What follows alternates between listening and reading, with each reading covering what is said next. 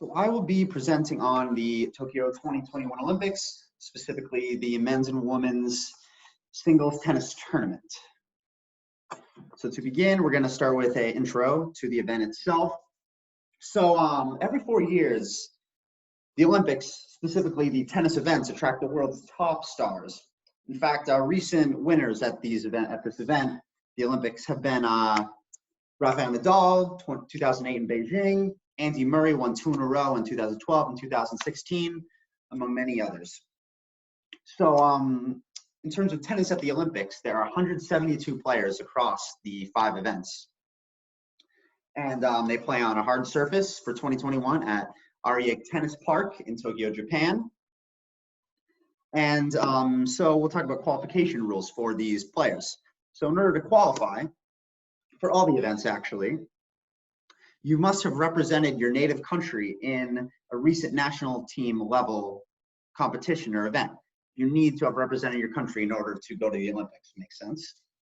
And the qualification numbers and where you're ranked are based on your world rankings prior to the tournament itself. So once qualifications are determined, there are 64 players per event. And each country actually can only bring 6 players. Each game is a single elimination with 6 rounds, best of 3 sets, and for tiebreakers, it's these first to 7 points per set. Okay, next we'll go into the promotional strategy. So in terms of promotion,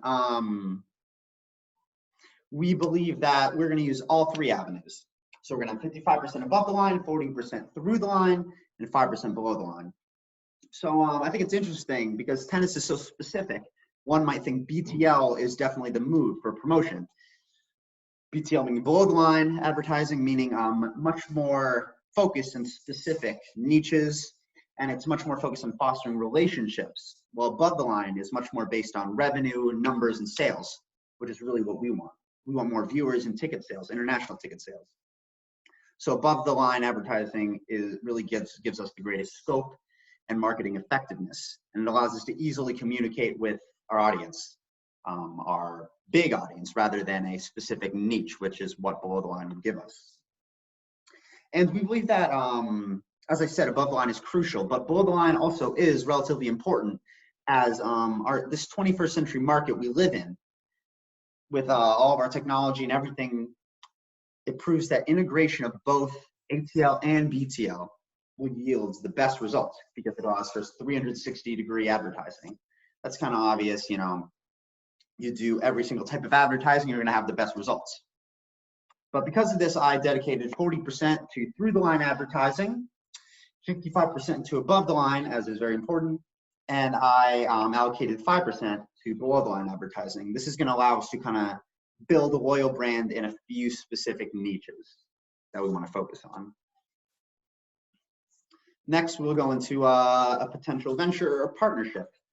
So I am saying that we should venture with Uniqlo. We should develop a partnership with Uniqlo, a Japanese clothing and apparel brand. So lots of brands actually partner and sponsor in the tennis sphere. There are a lot of brands that get thrown around. A lot of clothing brands, transportation, technology. There's really watches, kind of every brand and every industry is really meshed into tennis. But what's so unique about Uniqlo is they are already involved in tennis. They have brand ambassadors such as Roger Federer, Nishikori, among many other top tennis players. And I believe a partnership with Uniqlo for the Tokyo 2021 tennis tournament will really strike a chord with our Asian consumers because of the location of the Olympics in Tokyo, Japan. And this will allow for ease of Asian attendees and consumers to physically attend this event. Because I believe that if we sponsor with Uniqlo, it'll strike a chord with Asian consumers, thus they will want to come to this event. And because our Asian consumers have such a better ease of getting to this event than anyone else in the world, we believe that this is going to allow for the most international ticket sales increase.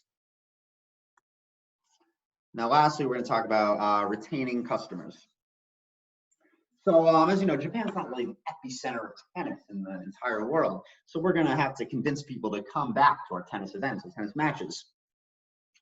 So what we're going to do is we're going to think about rolling out a bunch of retention benefits.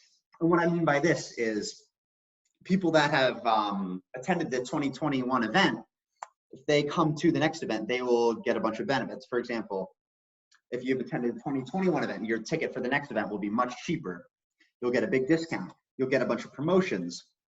And for example, if you attend the event and you were there before, you will get vouchers for free food or free drinks. This is just kind of incentives to encourage people to come and to just get money off. They're still spending money, so we're still making money, but we're just kind of making it look like it's a better deal for them. Next, we're gonna go crazy on all our social media outlets. We're gonna consistently post about the event after it to just keep it in the front of people's minds and just have them constantly keep thinking about it. And lastly, we are going to have constant events, competitions, and challenges rolled out after the event. And these events and competitions, challenges are all going to encompass tennis to keep the consumers engaged, have this event at the front of their minds. And lastly, we got to promote tennis, but we also have to promote the beauty of the country of Japan as itself and encourage people to keep coming back for Japan's offerings, not just tennis. How we're going to do that is we're going to, again, blast all our social media outlets. We're going to have consistent posting schedules, highlighting all the cool, fun things to do in Japan. And I really believe that with all the country's offerings, engaging consumers really shouldn't be a problem. And lastly, for our above the line media, upcoming to this next event, we're really going to focus on Japan in addition to tennis in these commercials. So instead of just wholly focusing on the tennis event itself, we might have a few seconds dedicated to showing mountain ranges in Japan or specific landmarks in Japan. And I believe that'll really help engage consumers and want them to come back. Thank you.